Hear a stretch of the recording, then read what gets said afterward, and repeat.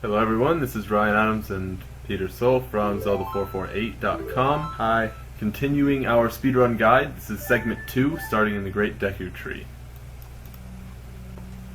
Okay, so the first thing you're going to do once you're inside the Great Deku Tree is run to the vines. I needed nuts because Peter didn't get me any in the first segment. Get nuts. So make sure you have Deku nuts because you will need them. You want nuts. For Goma, they're wonderful. For Goma, yeah. She loves your nuts. Generally, yes. You stun her, actually. With your nuts. Yeah, you're stunning nuts. So what you want to do is generally climb up the right side of the vines, because climbing vines takes forever. It just makes it a little bit easier. And you can learn how to open a door. So what you want to do once you're inside this room is pull out your shield. You're going to deflect the nut back at the little scrub. But make sure you have your sword drawn, otherwise you're just going to chase him around the room. Okay? Get up in his face. He'll talk to you. Talks to you about rolling off of cliffs and stuff. I can't guarantee that it'll work though. The cliff is really, really high. Really high. Wahahaha. But yeah, after I nailed that. After you listen to him walk through the door, okay, easy peasy.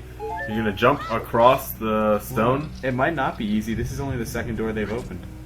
But continue. Oh yeah, that's true. So you jump across, you get your slingshot. All fun and games, and you learn how to use it, and you equip it.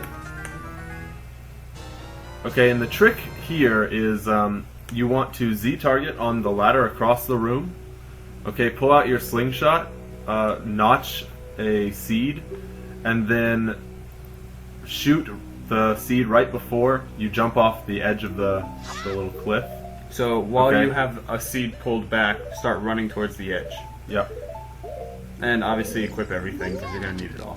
Yeah, so you Z-target, pull it, then shoot, and then just keep running. Literally keep running, and voila, there you are. Saves you a good second or two, but that's your first little nifty trick. Yeah, it's just kind of fun. Obviously, back run whenever you can, it's faster. And succeed at opening doors. Yes, don't roll into the wall. Yeah, do better than I did. Massacre these spiders Yeah.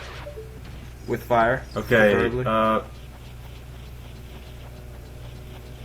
So it takes forever to move sideways on vines. I don't know if you guys have realized that, but it takes like an eternity. So try and aim properly when you're going up. Here.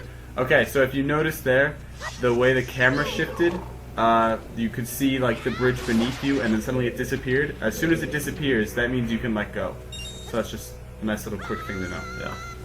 Okay, so jump off. Don't mess this up. Yeah, don't mess that up. Adam's messed that up once. Yeah. You're not seeing that, but don't mess that up. Yeah. Because that's a killer. Ow! Here you go. You can get your stick. Woo! Juking the Deku Baba. Yeah, I know. Okay, in this room, ignore the guy, shoot the eye. Okay, derp. Shoot the eye, better than I did. And then just run through, because you don't even have to kill that guy. He doesn't do anything. Don't hump the bush either. Yeah. Okay, so the trick to this room is, it's actually very interesting. You don't even have to go down and press the button. What you can do is get yourself hit on the spikes. Okay, but you have to do it at the right time, and when you're flashing, because you're hurt, you can actually go right under it. So time it so that you bounce off the spike so that it pushes you back onto the thing, onto the platform, and then you should be fine to go right through it. Yeah. There is also a way you can jump straight up this ledge without moving the block, but I don't know. Sometimes it's just easier just to move the block. And it'll save you a couple seconds if you can get it to work. But yeah. If you can massacre the spider, then the jump's easy no matter what. yeah. But So you don't have to pull it nearly that far either. Obviously. yeah. Let's see. Okay, this I didn't do perfectly, but you get your stick out, light everything. Just keep running straight through the door. Don't put your stick away. Make sure to go up to the right on this hill so you don't get hit. And then normally that stick will actually last you long enough to get to the spider web over here. but it didn't for some reason. I'm not really sure why, but So, yeah. normally that should work.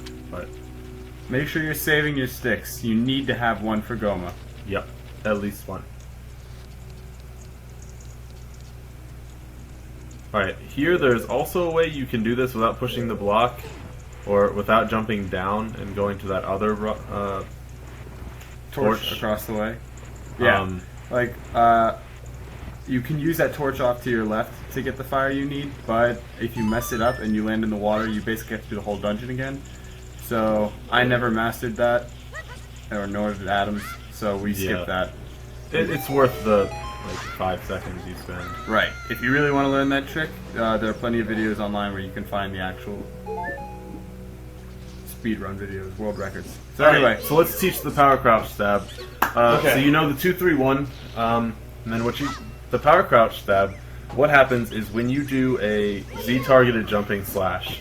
okay. So the way it works is any attack you do, the next attack you do, if you hold your shield up and mash B while your shield is up, you'll stab, right? You'll thrust with your shield up. That power crouch stab, that's called a power crouch stab, it will always do the damage of the last attack you did. Right. So if you do a jump slash, which is twice the damage of a normal sword hit, then you go straight into the power crouch stab. Each stab you do will be worth 2 times one sword hit. Right, and so that's why we want the stick, because if you do a jumping attack with a stick, that's 4 times as powerful as a regular hit.